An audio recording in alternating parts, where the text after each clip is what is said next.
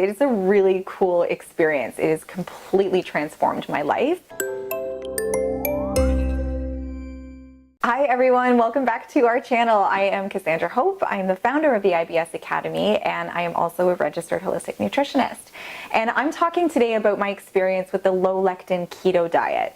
So don't worry if you haven't heard of either. I'm going to fill you in and talk about why I'm even talking about this, because it is a really cool experience. It has completely transformed my life, and I'm really excited to share this information with you guys today. So first off, the first question I get from everybody is, what is a lectin? So a lectin is a protein found in plant matter that is the plant's built-in immune system, basically. The plants don't like to be eaten, just like anything else, and they really don't have a defense mechanism other than lectins. So it really depends. Everybody's reactions to lectins differ, and not all lectins are created equal. So it's important to know that the foods that have been around for millennia, the foods that we have been eating in Europe and in Africa and in Asia for hundreds of thousands of years tend to be very well tolerated by the body. Our immune systems and our gut microbiota have adapted to those lectins very, very well, and we can tolerate those foods easily. Though the foods that have been introduced into our diet within the last 500 years or so, found in North America, tend to be way less tolerated so they lead to a lot of gas and bloating, distension, pain, loose stool, constipation, basically IBS symptoms. When you keep lectins in the diet, it can lead to autoimmune diseases because it depresses the immune system so much when you're chronically exposed to them. So a few examples of high lectin foods that tend to be poorly tolerated are nightshades, things like tomatoes and eggplants and peppers. Also, cucumbers are one of them, a lot of fruits with seeds, as well as beans and some nuts. And one thing to think about, guys, is that cashews are actually a bean.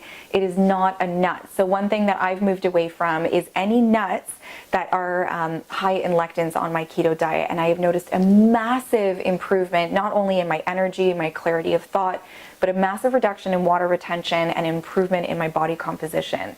So this leads me to my next point, which is, what is the keto diet?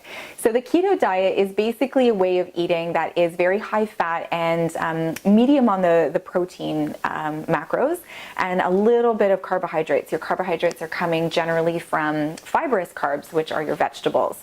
And my personal keto macro kind of pie is about 70% fat, so a lot of healthy fats, a little bit of protein, and then a very small amount of fibrous carbs. And that is what works really, really well for me in my digestive system and my immune system. Though you might find some coaches that prescribe more of like a 50% fat, 40% protein, 10% carbs. I just really urge people to find what works best for them. There is no one-size-fits-all keto recommendation that will suit everybody, so keep that in mind as well. So when I first started the low-lectin keto diet, it wasn't instant success. I did run into some roadblocks. I tried it the first time last year, and I dealt with a lot of constipation at the time.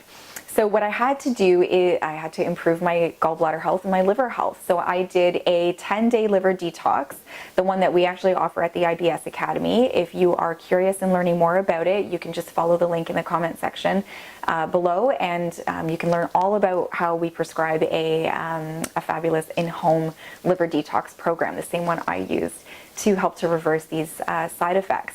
And I also take hydrochloric acid every day. So my HCl supplement that I take with every meal is something that I've learned pretty much everybody should be on, because we are such a high stress society that really shuts down your hydrochloric acid production in your stomach, which leads to poor digestion and poor motility. So HCl was a massive breakthrough in my digestion, as well as doing a liver detox, which I do biannually. So the last thing I wanted to talk to you guys about is why I went on a low-lectin keto diet. And it was for many reasons. One, I know that I do not tolerate starchy carbohydrates well. I know that from doing a genetic test. I learned that my AMY1 count, which is the gene that determines how many copies of amylase that you can produce. Amylase is the enzyme that breaks down carbohydrates. My count is very low. It's actually at the lowest count possible. So when I eat carbohydrates, it leads to some digestive issues, but mostly water retention and weight gain, foggy brain, sluggishness. So by switching my diet to a high protein, high fat diet, I have really seen all of those symptoms go away. My blood sugar dysregulation, hypoglycemia, my cravings for sugar, weight gain and weight retention have all gone away. So my body composition goals are in check. I'm able to see more clients and work more effectively, and I just feel better by eating this way.